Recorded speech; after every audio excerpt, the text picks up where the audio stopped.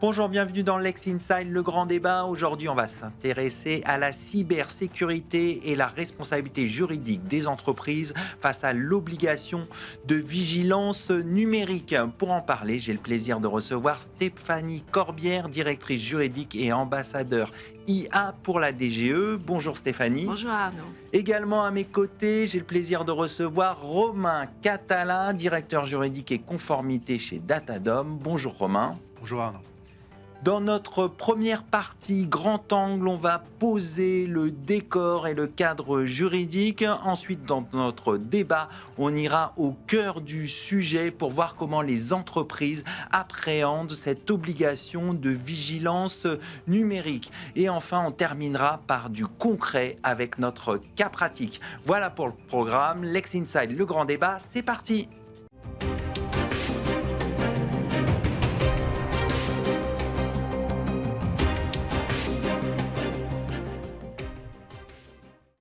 On commence notre grand angle, on va poser le décor de ce grand débat et on va voir aussi le cadre juridique, le contexte et notamment on va s'intéresser à cette explosion des cybermenaces. Et je vais commencer avec vous Stéphanie pour bien comprendre ce phénomène. Comment vous analysez cette recrudescence de cybermenaces aujourd'hui ? Merci Arnaud pour cette question. Alors effectivement, avant de faire une brève analyse, petit constat, le rapport d'activité 2024 de l'ANSSI qui a été publié l'année dernière, en 2025, indique une hausse de 30% des incidents cyber. Donc effectivement, on peut bien parler d'explosion. Et l'ENISA, qui est l'Agence européenne pour la cybersécurité, confirme cette tendance. Et sur une brève analyse en guise d'introduction, ce qu'on vit actuellement, on est vraiment plus du tout sur une crise ponctuelle, mais vraiment sur une transformation structurelle du risque cyber. Aujourd'hui, les attaques ne sont plus uniquement techniques, elles sont vraiment cognitives, puisque aujourd'hui les attaques cyber vont combiner ingénierie sociale, IA, avec des scénarios qui sont de plus en plus crédibles et des scénarios plus réalistes qui vont avoir tendance à piéger de plus en plus d'entreprises. Donc vous dites des attaques techniques à la fois et cognitives. Quels sont les secteurs les plus touchés ? Alors, l'ANSSI, justement, a noté que... Alors, ce qu'on peut dire, pardon, à titre d'introduction, c'est qu'aujourd'hui, il y a de plus en plus de secteurs qui sont touchés. Personne ne peut se prétendre épargné. Et l'ANSSI a considéré qu'étaient plus probablement touchés, on va dire, les secteurs publics, les PME, les collectivités locales, aussi les hôpitaux. Il y a eu plusieurs grandes crises qui ont défrayé la chronique ces dernières années.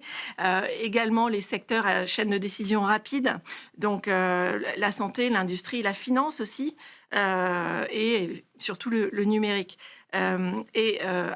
À noter également, c'est que le niveau de maturité cyber n'immunise pas, puisque aujourd'hui les attaques étant de plus en plus ciblées, les hackers n'hésitent pas à s'adapter, on va dire, à la philosophie, à l'environnement de l'entreprise qu'ils veulent cibler. Donc même ce qu'il faut retenir, c'est qu'aujourd'hui, même les organisations qui sont bien équipées restent vulnérables et elles visent avant tout l'humain. Bon, on voit que c'est un phénomène extrêmement important, particulièrement prégnant pour les entreprises. Romain, comment les entreprises appréhendent-elles ce sujet et surtout, quels sont les principaux impacts pour les entreprises ? Alors les impacts sont relativement nombreux. On pense très souvent à l'impact financier, qui est le premier dont on parle dans la presse. Typiquement, en cas de deepfake, comme ce qui a pu arriver à des entreprises comme WPP ou d'autres, on peut se retrouver avec une perte financière parce que les sommes sont parties tout simplement chez les pirates. Mais c'est la partie visible de l'iceberg. Derrière, il y a énormément d'impacts.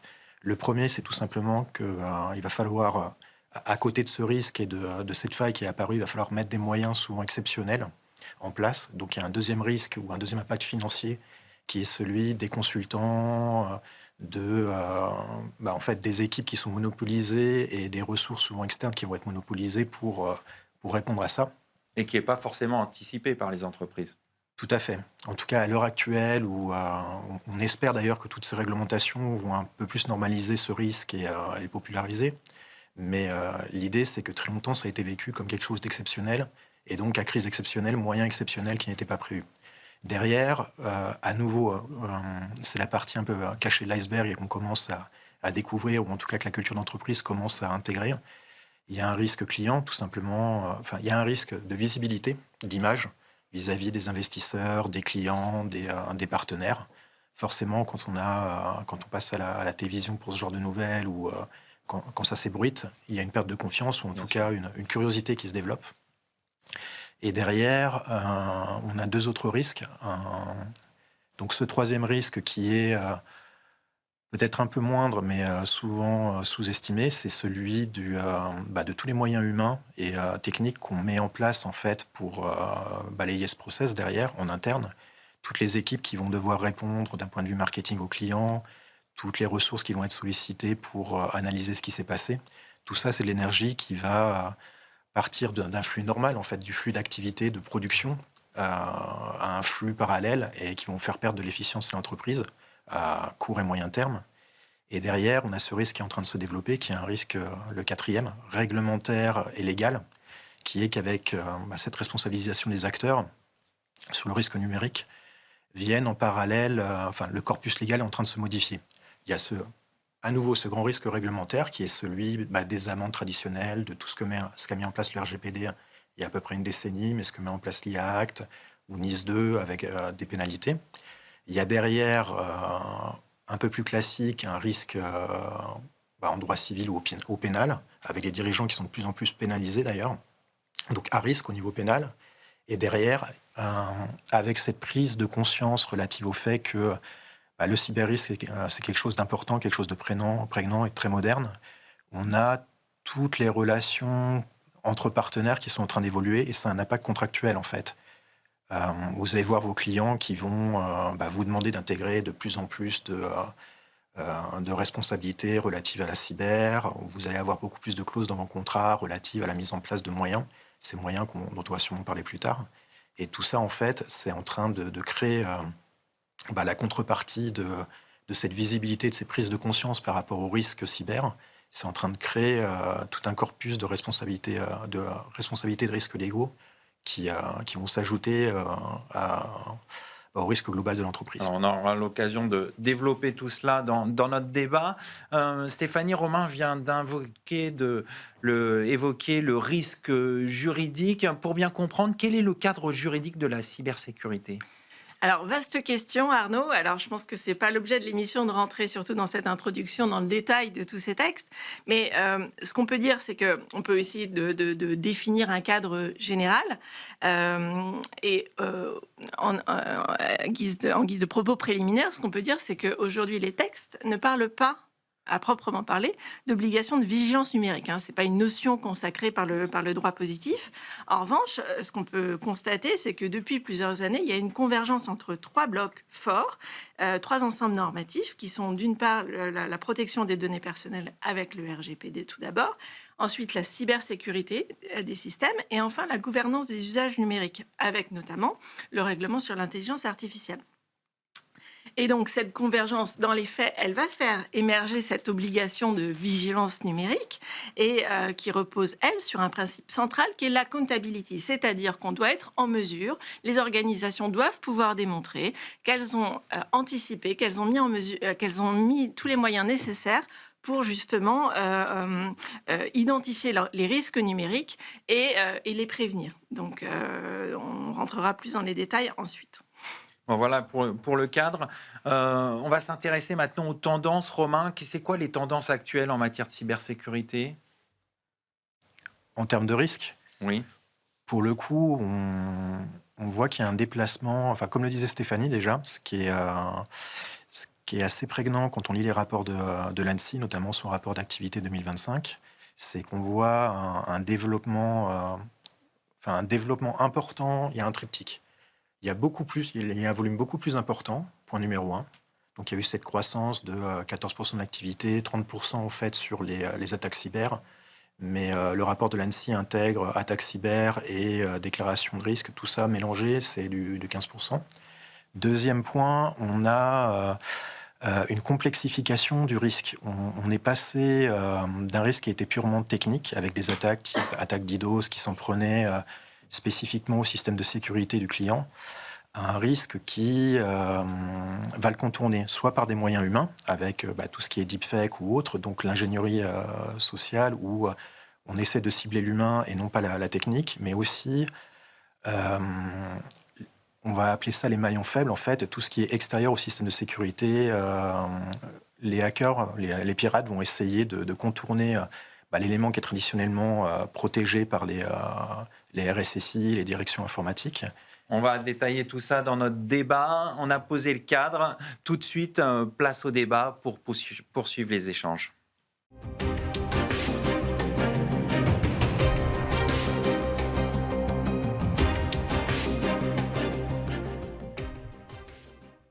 Place tout de suite au débat. On va aller au cœur du sujet. Est-ce que les entreprises sont-elles en mesure d'assumer leurs obligations de vigilance numérique?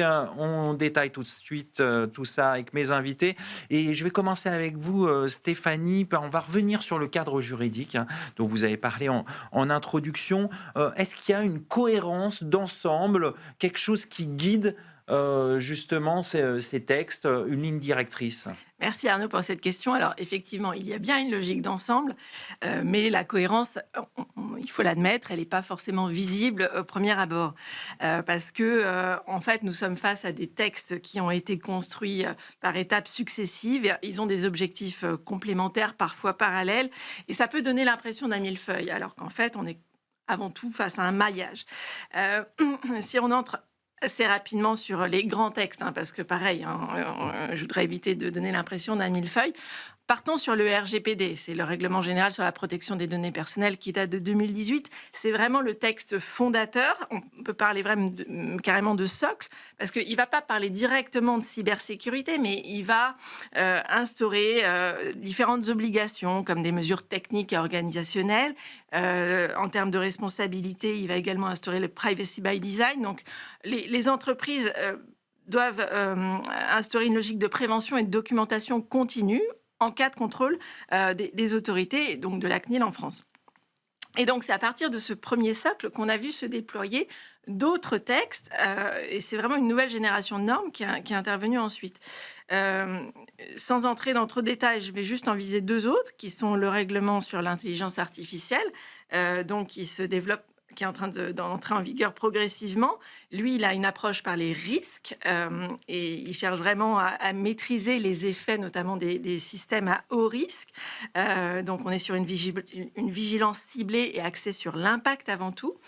Et après, on a deux autres textes, qui a DORA et NIS 2. Donc, c'est des textes vraiment assez thématiques qui imposent une montée en puissance de la résilience opérationnelle, donc en termes de gestion des incidents, par exemple, de tests de résistance ou de contrôle de la chaîne de sous-traitance.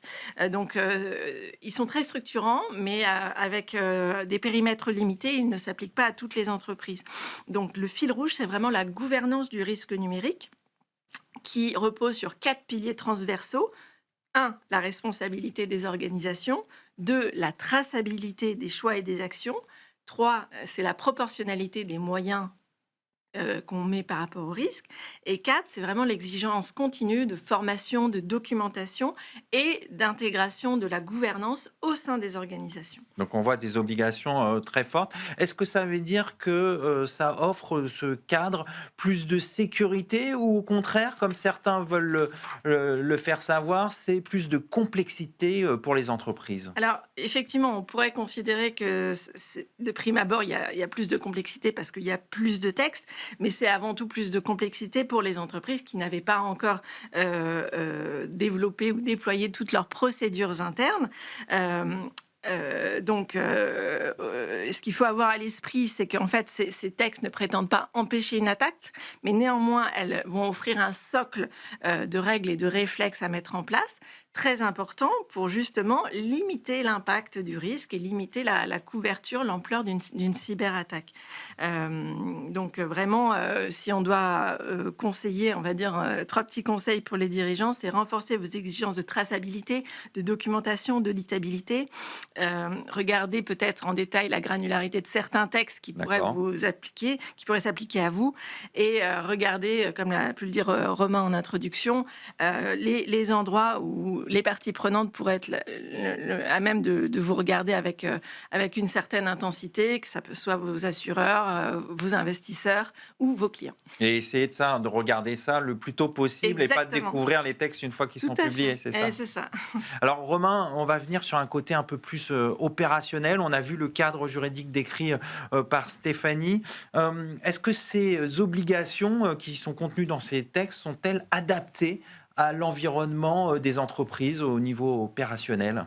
Quand on se pose cette question, je pense qu'il y a deux axes. Le premier, c'est de savoir si ça recouvre une réalité en termes de risque. Et le deuxième, c'est de savoir si les exigences qui sont mises en place sont faciles d'adaptation et d'application pour les entreprises. Sur le premier point, comme on mettait tout deux en avant avec Stéphanie, il y a une croissance du risque et une complexification du risque. Donc je pense que sur le premier aspect, à savoir est-ce que le législateur a bien pris la mesure de ce qu'était le risque cyber et est-ce que le législateur met en place une philosophie et un cadre qui veulent le prévenir? Pour moi, la réponse est oui. Sur le deuxième sujet, qui est celui de savoir si, devant ce millefeuille, il est simple pour tous de s'y adapter et de rentrer dans le cadre. Là, on est dans une réponse qui est un peu plus fine, un peu moins noir et blanc, à savoir que pour les grands acteurs, les acteurs institutionnels comme les banques, comme les assureurs ou autres, il y avait déjà, avant la création de toutes ces normes, des équipes dédiées, des équipes juridiques avec probablement des juristes data, des juristes Donc RGPD. ils avaient déjà vu ces textes et les conséquences. Tout à fait, et ils ont les ressources internes en fait pour comprendre que il y a une grande philosophie. Tous ces textes se recoupent sur des points centraux qu'on verra sûrement un peu plus tard, mais tels que la création d'une gouvernance. Enfin, je ne vais pas les détailler. Mais le fait est que quand vous avez les ressources internes pour le comprendre, l'effort est moindre en fait. Vous les prenez pas un par un. Vous avez le temps et l'énergie en fait de capitaliser sur ce qui a été créé pour l'implémenter. Et c'est d'autant plus facile. Pour des acteurs de taille moindre comme les PME, TPE, TPI, c'est beaucoup plus compliqué. C'est compliqué. Et il faut faire appel à des ressources externes. Ce qui est, à nouveau, très souvent, on parle du fait que ces textes permettent une adaptation des obligations aux moyens et à la taille de l'entreprise. Alors c'est vrai en théorie, mais ce que je peux voir dans la pratique, c'est que on a un effet de ruissellement qui fait in fine, quelle que soit votre taille, vous aspirez toujours très souvent à une clientèle institutionnelle. Et pour obtenir cette clientèle, en fait, vous devez sécuriser ces demandes, notamment dans les appels d'offres ou autres. Et donc, cette proportionnalité dans la pratique, elle est beaucoup moindre qu'on l'imagine, parce que même si vous êtes une petite structure, très souvent, vous avez des clients plus gros et qui vont vous faire poser ces moyens assez lourds. Est-ce que justement ce cadre, il favorise la montée en maturité des différentes entreprises?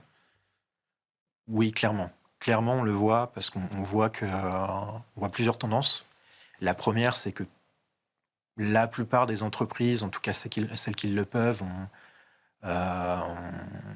sont en train d'instaurer une gouvernance, premier point. Avant, c'était un risque qui était plutôt un risque technique, qui était porté par les directions informatiques. On voit une évolution, notamment, je le vois vis-à-vis de ma clientèle, où on est beaucoup plus en contact avec des DPO, des Chief Compliance Officers. Les entreprises sont vraiment en train de constituer des équipes dédiées qui appréhendent le risque cyber, non pas d'un point de vue technique unique, mais d'un point de vue de gouvernance globale. D'accord.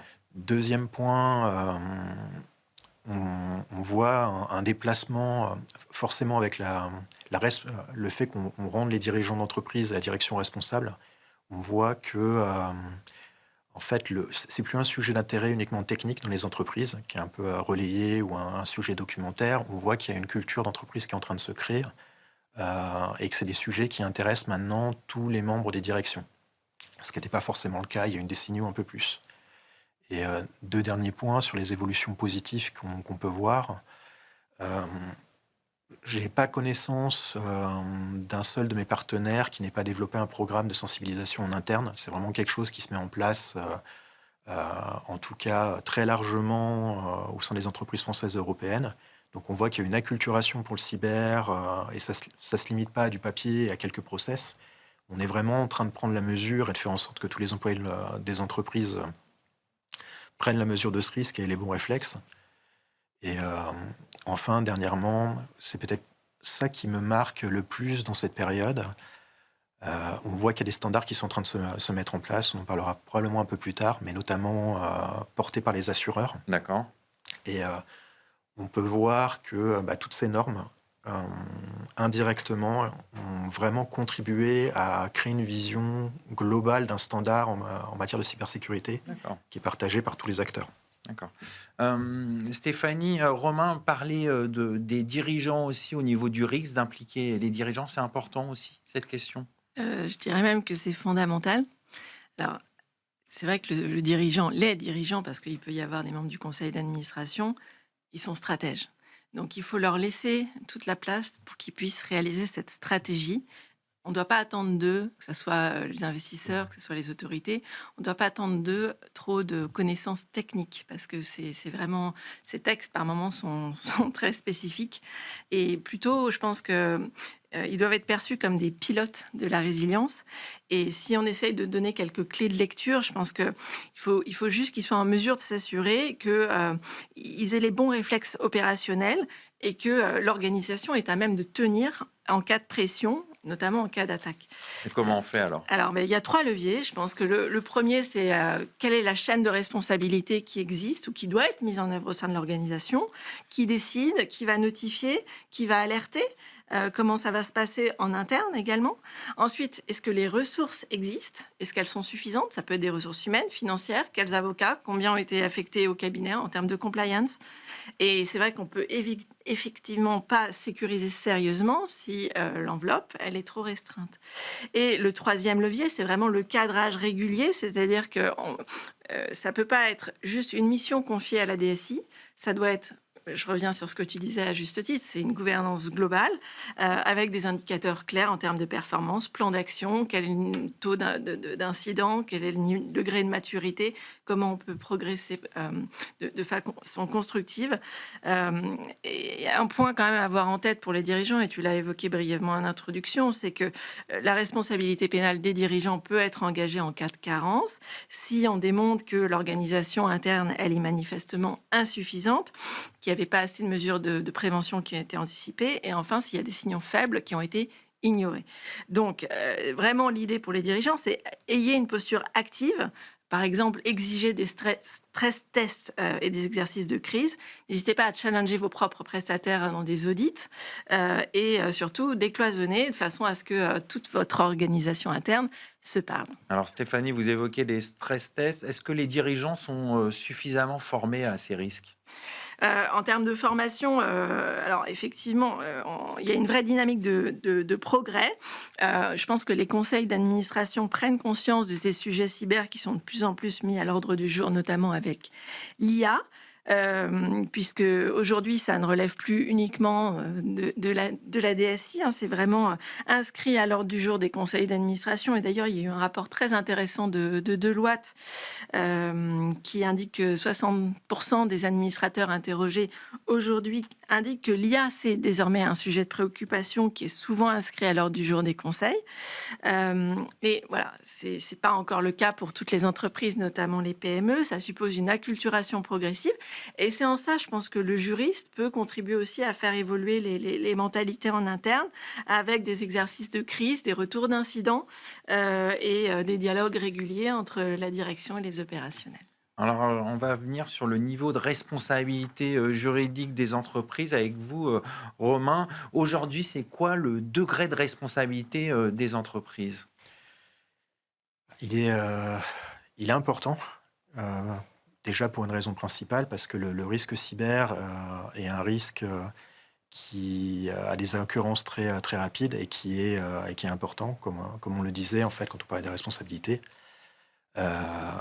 C'est un risque réel et qui peut vraiment être dommageable, impacter l'entreprise, voire la faire mourir tout simplement.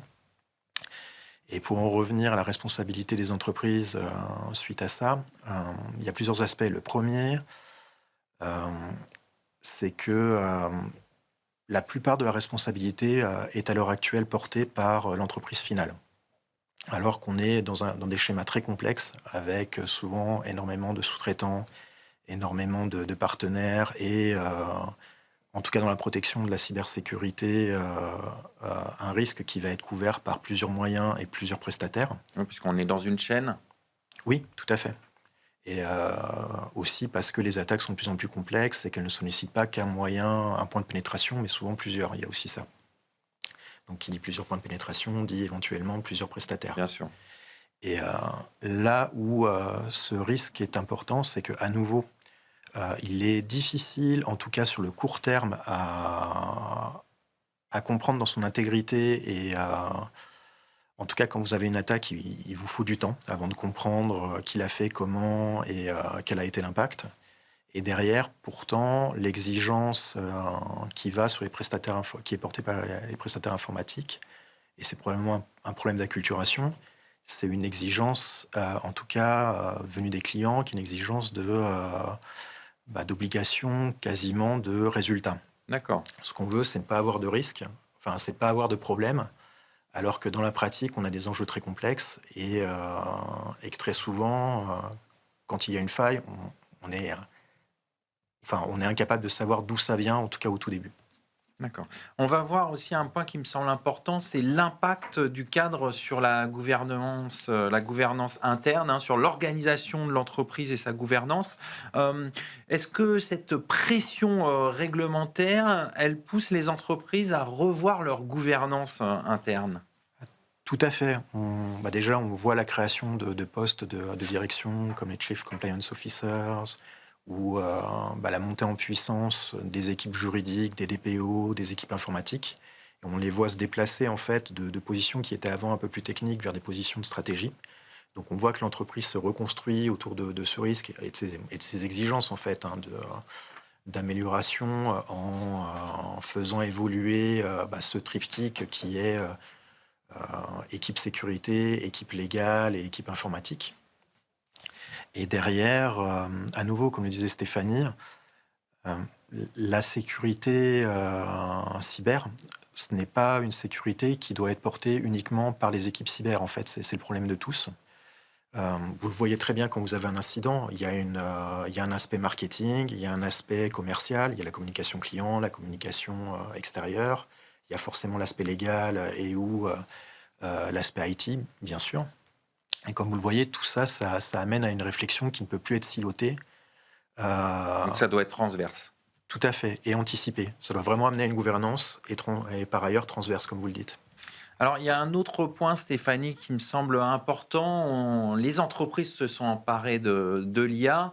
Quand il y a un incident aujourd'hui implique un outil d'IA, qu'est-ce que ça entraîne en termes de responsabilité pour déterminer la responsabilité? Alors, oui, alors c'est intéressant parce que l'IA ne dilue pas du tout la responsabilité, elle va en redessiner les contours. Et si on se concentre sur le règlement intelligence artificielle, il va poser une série d'obligations aux entreprises qui vont déployer ou qui développent des systèmes d'IA, notamment à haut risque. Et les entreprises utilisatrices, elles sont responsables de l'évaluation des risques, de la supervision humaine, de la qualité des données et de la transparence également des interactions. Donc, ce qui est intéressant de voir pour ceux qui nous regardent, c'est que même si l'outil d'IA qui a généré un incident, il est fourni par un tiers, l'entreprise utilisatrice donc qui utilise cet outil mais qui avait été sous-audité ou sous-contrôlé va pouvoir considérée comme co-responsable. Et D'accord. à cela, qui est un régime un peu spécifique, va s'ajouter un régime de responsabilité classique, hein, qui est par exemple la responsabilité du fait des produits défectueux ou du fait des choses, étant précisé qu'il y a une proposition de directive sur la responsabilité qui est liée à l'IA, qui va faciliter l'accès des victimes à la preuve avec un renversement de la présomption de responsabilité pour les systèmes d'IA à haut risque. Et il y a également une proposition de directive sur du fait des produits défectueux, et qui va inclure dans la notion de produit les logiciels autonomes et les systèmes d'IA. Ça viendra élargir seront de facto plus concernés les systèmes d'IA, puisqu'ils pourront rentrer dans cette notion de directive de façon express.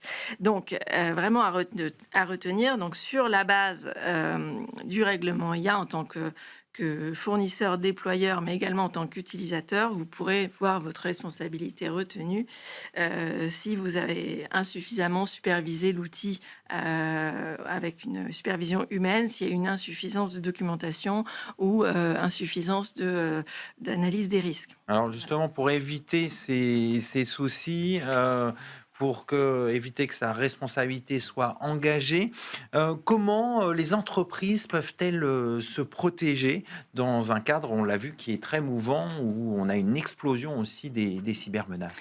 Ouais, c'est une bonne question, Arnaud, parce qu'effectivement, aujourd'hui, on peut considérer qu'il n'y a plus vraiment de ligne Maginot numérique, puisque la meilleure défense aujourd'hui, c'est pas l'invulnérabilité, c'est vraiment savoir être agile et vraiment vivre avec la menace, parce que la menace, elle est constante. Aujourd'hui, les entreprises, de toutes les façons, pour vivre, une entreprise, elle doit pouvoir être résiliente et pouvoir affronter des crises. Donc, l'idée, c'est pas de la bloquer, c'est au contraire de lui donner des outils pour agir.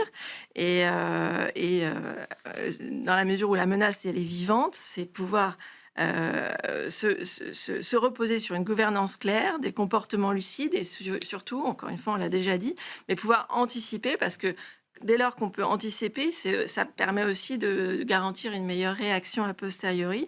Donc, il y a des arbitrages et les arbitrages, ils sont importants puisque il va être nécessaire d'identifier les actifs critiques de l'entreprise, de réduire la surface d'attaque dès lors qu'il y a des attaques cyber. On doit pouvoir dire, OK, ils vont pouvoir attaquer là. On sait qu'on n'est pas encore à 100% là-dessus, mais ils ne pourront pas attaquer là parce que là-dessus, on est bon.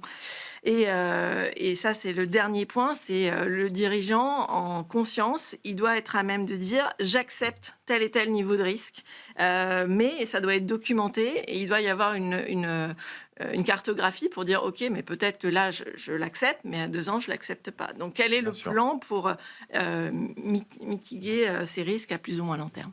Alors, il y a un autre aspect qui est important, me semble-t-il, Romain, c'est quand on parle risque, on parle évidemment assureur. Quel est justement, comment les assureurs appréhendent-ils ce risque et est-ce qu'ils sont devenus des acteurs structurants en la matière? Clairement, je trouve que ce sont des très bons marqueurs en fait de l'état de la perception de la cybersécurité en France, à l'international. Ce qui est amusant, c'est que avant la pandémie, où on a vécu une explosion des attaques cyber et puis de l'usage de tout ce qui était moyens informatiques, les assureurs avaient beaucoup de mal à vendre leurs produits, leurs assurances de cybersécurité. Et il y avait vraiment une démarche proactive pour en justifier l'intérêt auprès des clients. Et en fait, c'est là où on voit d'ailleurs ce qui fait écho au rapport de l'ANSSI, que depuis 5 ou 6 ans, il y a cette explosion en fait de la menace cyber. On est passé de cet état de fait où les assureurs étaient quasiment demandeurs, ce qui est rare, à une situation où maintenant, certains d'entre eux, certains acteurs de l'assurance déjà ont arrêté de commercialiser des assurances cyber et où ceux qui continuent à le faire en fait ont des exigences d'entrée assez importantes avec des Le coût est cher. C'est ça? Le coût est cher, mais derrière, en fait, il y a énormément d'exclusions. On vous fait passer des audits externes. On vous demande vraiment, et c'est intéressant parce que vous me demandiez s'ils étaient des acteurs constituants du panorama de la cybersécurité. En fait, ils vont quasiment vous demander par anticipation de vous mettre au niveau de ces réglementations qu'a détaillé Stéphanie, en fait. Ils vont vous demander d'avoir une gouvernance interne. Ils vont vous demander de leur montrer votre process. En fait, ils vont vous faire passer des questionnaires, des audits, où vous allez devoir expliquer quel est votre process de remontée du risque. Vous allez devoir détailler vos détections. Donc, vous êtes quasiment, avant même de signer votre assurance, vous êtes quasiment audité NIS2, RGPD et DORA, en fait. Alors, on imagine que les grandes entreprises sont mieux outillées que les petites, mais est-ce que les entreprises, justement, tirent les petites vers le haut en, justement, essayant que les petites entreprises vont également essayer de s'outiller comme les grandes pour faire face à ces risques? Je pense que le premier sujet, de facto, c'est ce qui arrive, mais le premier sujet, c'est de se dire que là, on utilise beaucoup le terme risque. Mais en fait, on peut aussi attacher à la réglementation cyber le terme valeur. Il y a toujours un pendant. On a pu le voir avec le RGPD il y a à peu près une décennie, où on pensait, beaucoup de médias disaient que ça allait être un frein à la compétitivité des entreprises européennes. Ça l'a peut-être été pendant 6 mois, un an. Et en fait, au bout d'un an, comme l'Europe avait imposé des standards internationaux, ça a été une valeur ajoutée sur les produits européens parce que quelqu'un préférait pouvoir utiliser un produit qui protégeait sa donnée et qui pouvait déployer partout dans le monde que utiliser un produit qui pouvait simplement déployer aux États-Unis ou dans un pays particulier. Là, on est un peu, on est dans le même process en fait. On est dans un nouveau degré qui est une nouvelle couche, la couche cyber, où l'adaptation va être difficile, mais ça va sûrement créer de la valeur à terme. Il faut imaginer que d'ici 1 an, 2 ans, 3 ans, en fait, les clients iront vers les prestataires qui sauront être conformes et qui leur donneront cette confiance en fait de valeur ajoutée due au fait que le risque cyber est moindre sur un produit qui est acheté. Donc je reviens à votre question sur les petits qui sont tirés vers le haut par les grands. De facto, on avait parlé de l'effet de ruissellement. Il est certain, je ne sais pas si c'est perçu comme ça par les petits à l'heure actuelle, mais il est certain que à l'heure actuelle, pour obtenir des marchés, notamment avec des entreprises de taille importante et ou des acteurs institutionnels, par cet effet de ruissellement qui fait que eux ont les obligations maximales, vous devez vous astreindre à avoir les obligations maximales quand vous vendez, à suivre les obligations maximales quand vous vendez votre produit. Donc forcément, ça va attirer les petits à s'y conformer. Alors Stéphanie, on a évoqué ensemble l'IA et du coup il y a de nouveaux types d'arnaques plus sophistiquées, comme je pense par exemple au deepfake. Est-ce que les collaborateurs, les entreprises elles-mêmes sont-elles suffisamment formées pour reconnaître ces deepfakes et ces arnaques très sophistiquées? Il y a un peu la réponse dans votre question, Arnaud, mais effectivement, aujourd'hui, c'est bien d'entraîner nos pare-feux, mais c'est pas suffisant. C'est vraiment nos cerveaux à tous qu'il faut entraîner, et c'est vraiment par la répétition que ça fonctionne. Parce que tant qu'on n'a pas été confronté vraiment à une tentative d'escroquerie par deepfake, qu'on n'a pas eu un faux appel de président où on pense que c'est notre président en toute bonne foi, on ne peut pas avoir les bons réflexes s'il n'y a pas eu d'entraînement. Pourquoi? Parce qu'aujourd'hui, les pirates, ils utilisent 3 faiblesses humaines: le stress, l'autorité et la confiance. Dès lors qu'ils appuient sur les 3 en même temps, tous les signaux sont rouges. Et en fait, vraiment, le réflexe de base, c'est pouvoir identifier ces 3 sujets et ensuite donner les clés pour justement les contrecarrer. Ah, le stress. Ah, j'ai un doute sur le numéro de téléphone parce qu'il m'a appelé sur WhatsApp. C'est comment je peux faire justement pour les détourner. Est-ce que je peux te rappeler sur ton téléphone usuel? Pour information, il y a l'ANSSI et la DNUM qui viennent de sortir Je clique ou pas, qui permet justement, quand vous recevez un mail et vous hésitez, est-ce que c'est pas une tentative de phishing, de vérifier ou non s'il s'agit d'un mail légitime. Donc c'est assez intéressant, mais il y a beaucoup d'autres moyens de formation, hein. Donc le deepfake, c'est un petit peu, même s'il faut aujourd'hui, il faut 5 minutes avec l'IA pour préparer un deepfake. Les deepfakes plus élaborés prennent un peu plus de temps. Mais voilà, c'est des scénarios simples. C'est important d'avoir des sessions de débriefing après ces formations pour voir ce qui a fonctionné, de voir ce qui a un petit peu moins fonctionné, qui a douté. Et c'est vrai que l'ANSSI parle d'une notion que j'aime beaucoup, c'est la désobéissance constructive. C'est quoi? Alors, on forme justement les collaborateurs à pas être trop dans l'autorité, c'est-à-dire douter. C'est le doute légitime, c'est pouvoir dire ça me semble bizarre. Et c'est vrai qu'aujourd'hui, il n'y a pas beaucoup d'entreprises dans lesquelles les entreprises doivent vraiment inciter à ce que le doute soit encouragé. Et c'est pas forcément évident parce qu'on nous demande d'être toujours très sûr de nous. Bien sûr. Et au final, ce petit doute, ça peut permettre d'économiser énormément d'argent aux organisations qui sont victimes de cyberattaques. Romain, pour vous aussi, c'est important de sensibiliser les équipes à ces nouveaux risques? Oui, alors clairement pour 2 raisons. La première, parce que les textes mettent en place une obligation légale en fait de sensibiliser les équipes. Donc premier sujet, si vous voulez respecter la loi, notamment DORA et NIS2, c'est une obligation.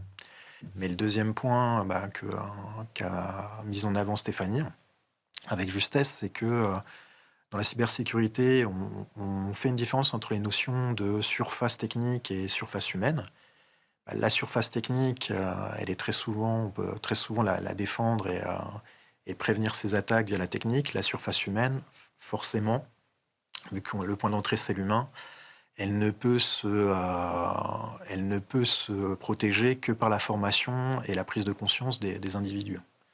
Donc effectivement, comme le disait Stéphanie, c'est d'une importance cruciale et surtout, c'est la direction que prennent les nouvelles attaques à l'heure actuelle qui mélangent beaucoup technique et humain, voire beaucoup plus humain que technique. D'accord.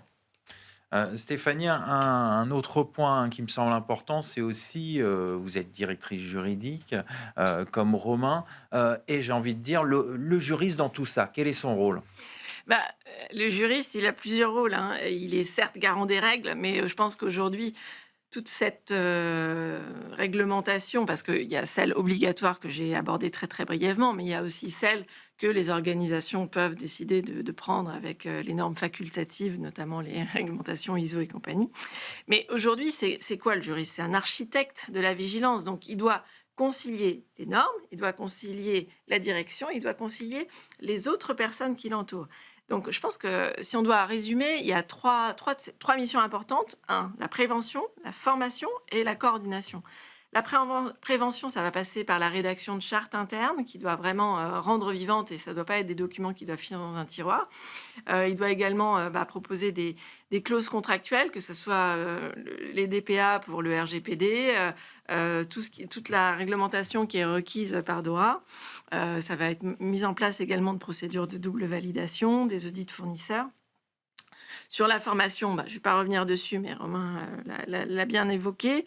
Mais il ne faut pas hésiter à s'appuyer sur les outils de sensibilisation de l'ANSSI et cybermalveillance.gouv.fr.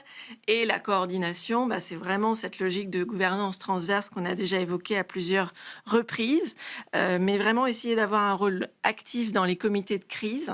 Et ça s'anticipe parce que quand il y a une crise, quand on n'est pas formé, il n'y a pas de Il ne standard doit ou pas y de avoir de procédure. réflexe. Voilà, et on peut arriver en bout de chaîne. Donc vraiment, l'idée, c'est anticiper pour que le juriste ne soit pas uniquement en mode extinction pompier de feu, et il doit vraiment pouvoir faire du step back et vraiment être vraiment un gardien du business. Alors, pour anticiper, comme le dit Stéphanie, Romain, il faut connaître la menace. C'est quoi les différents types d'attaques aujourd'hui? Alors, il y a une évolution majeure vers 4 typologies plus importantes que les autres. La première, c'est alors celle-là, elle est assez traditionnelle, elle a probablement une décennie, c'est tout ce qui est attaque DDoS en fait. Alors, c'est le fait de faire notamment tomber un site web ou pénétrer un site web parce qu'on envoie une multiplicité d'entrées en fait, de connexions dessus.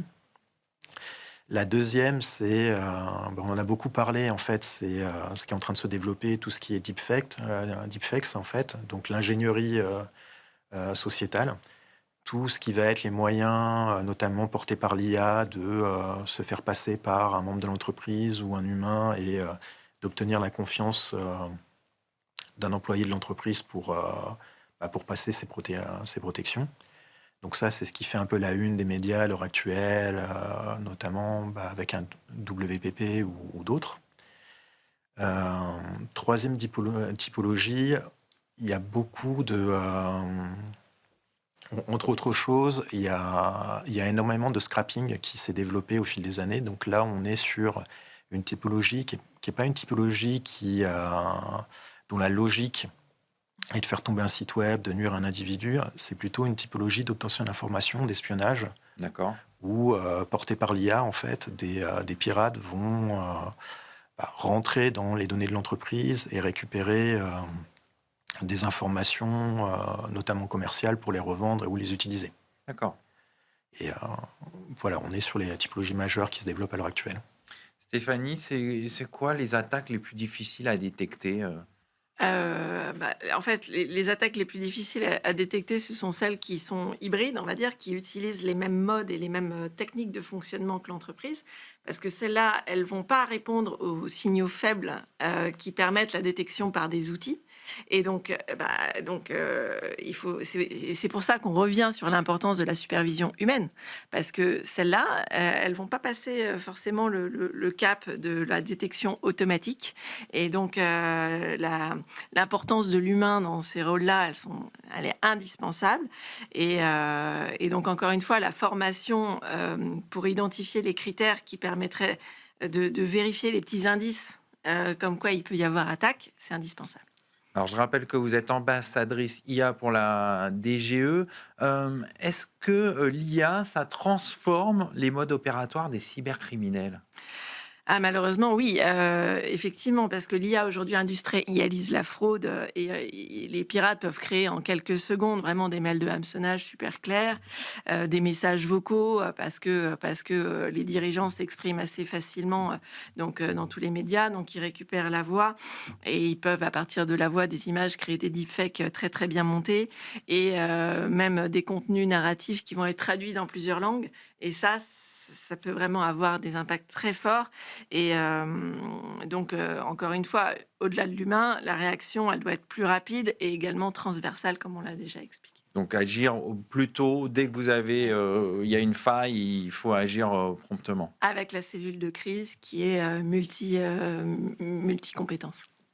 Romain, pour terminer, vous aussi, réaction rapide, formation, évidemment, comme on l'a dit, c'est des éléments qui sont importants.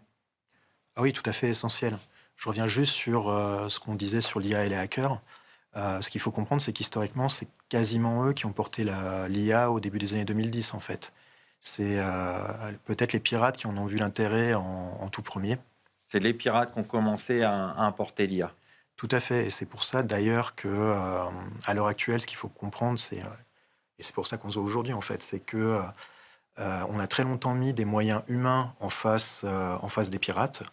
Dans les années 2000, 2010, donc on avait une direction informatique traditionnelle avec un nombre d'humains, allez, mettons de 5 à 10, qui devaient se battre contre des gens qui utilisaient l'intelligence artificielle, d'où ces moyens historiques qui sont développés, notamment le DDoS. Et On va conclure là-dessus pardon. cette partie et on va terminer l'émission par notre cas pratique.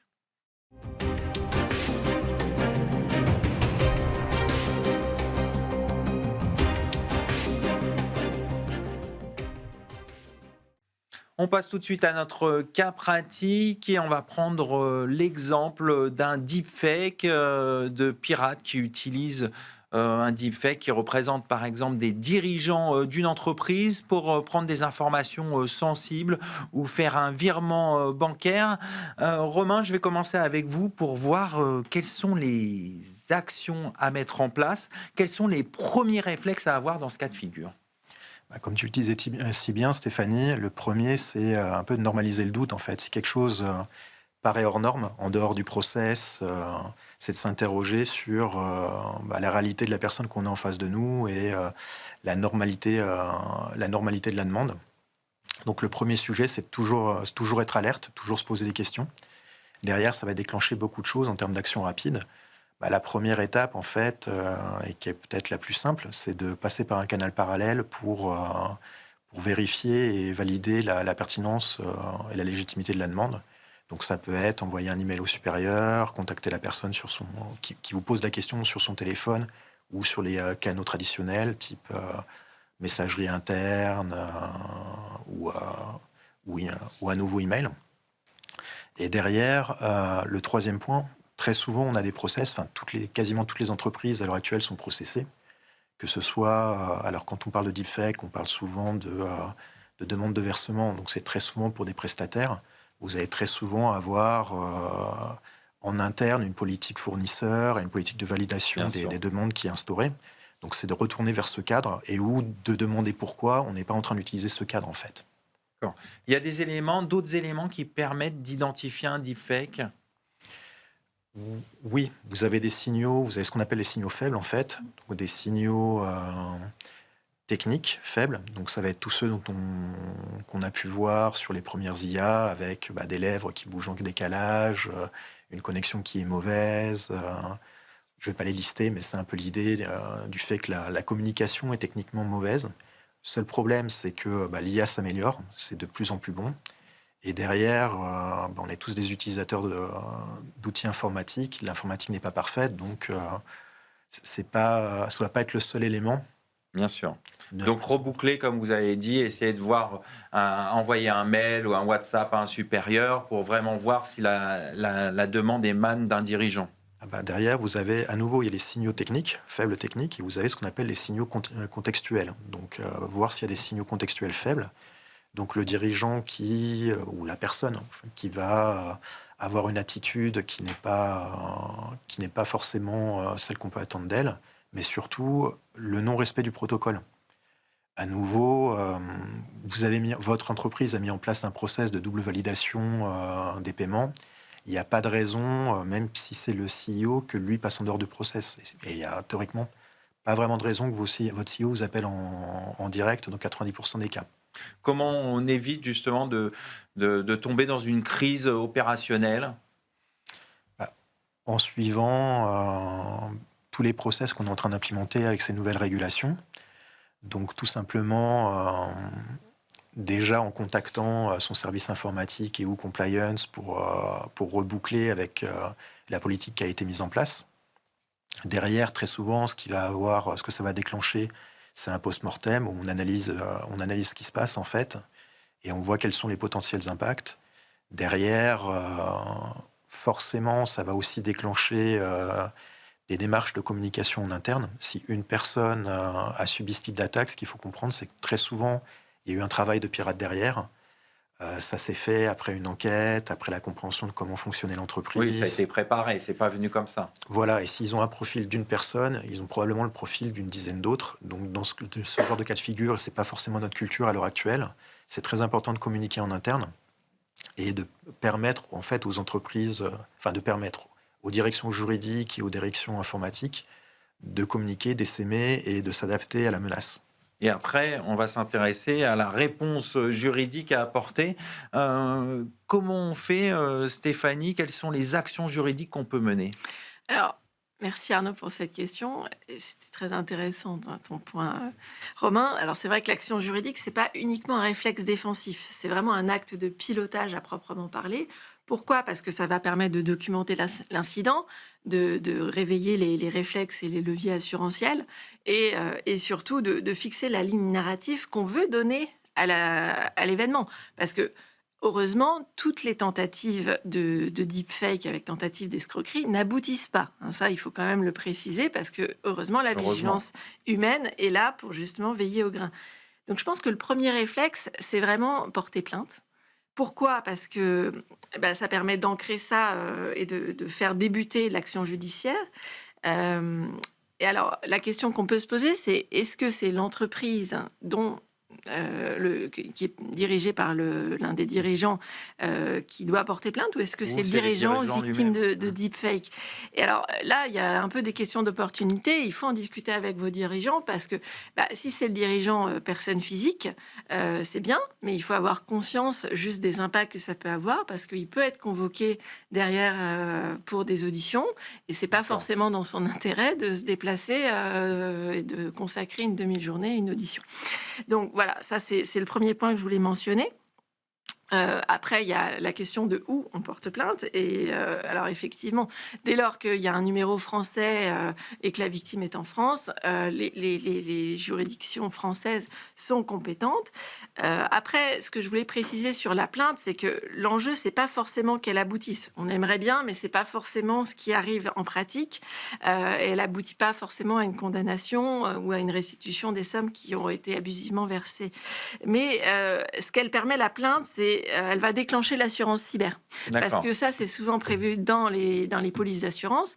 C'est pour qu'elle joue, il faut qu'il y ait cette bien première penser action. à déposer plainte. Exactement, ça c'est vraiment la première étape qui est très importante. Après, il faut qu'on ait une chronologie claire des faits. Alors, quand on s'est fait avoir, on n'a pas eu les réflexes. Non, mais en tout cas, essayer de reconstituer l'historique. Tout à fait, c'est ça. Et donc, il faut démontrer le sérieux, la due diligence. S'il y a eu une attaque dans une filiale, il peut peut-être y avoir 2 plaintes coordonnées, et donc il faut justement se parler. Voilà. Et c'est quoi les qualifications pénales dans ce type de cas qu'on peut Alors, envisager? il peut y en avoir plusieurs, mais en droit français, donc on a un panel assez large. Donc évidemment, il y a l'escroquerie ou tentative d'escroquerie si ça n'a pas abouti. L'usurpation d'identité si le hacker s'est fait passer pour quelqu'un, notamment un dirigeant.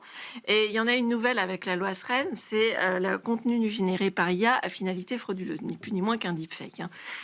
Donc avec une intention de nuire ou de manipuler. Voilà.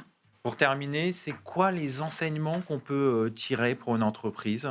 Vraiment, encore une fois, c'est évitons la faille organisationnelle. On n'attend pas de vous l'invulnérabilité en tant que dirigeant, mais c'est vraiment, contribuer à tracer, les alertes, les mécanismes décisionnels en interne, veiller à avoir une riposte adaptée et graduée, qui puisse être justifiée justement en cas de contrôle des autorités et vraiment, on le redit une dernière fois, mais ayez une gouvernance suffisamment robuste pour encaisser le choc en cas de cyberattaque. Une gouvernance robuste, ça veut dire quoi concrètement? Faire en sorte que les différents pôles, que ça soit la direction juridique, la DAF, tout le monde se parle avec la DSI, la direction communication et la direction, bien entendu. L'objectif, c'est de transformer ce qui pourrait être une attaque en levier de formation, d'opportunités pour l'entreprise, pour grandir et qu'elle soit encore plus forte et plus résiliente pour l'avenir. D'accord. Bon, on voit qu'il y a plein de choses à faire et ce qui est important de retenir aussi, c'est qu'il y a une réponse, que ce soit au sein de l'organisation elle-même, par une bonne gouvernance et aussi une réponse juridique, évidemment. Merci à tous les deux, Romain, Stéphanie, d'avoir participé à ce grand débat. C'est la fin de cette émission. Merci à Stéphanie, Charles et Paul en régie. Merci à vous pour votre fidélité. Restez curieux et informés. À demain sur Be Smart for Change.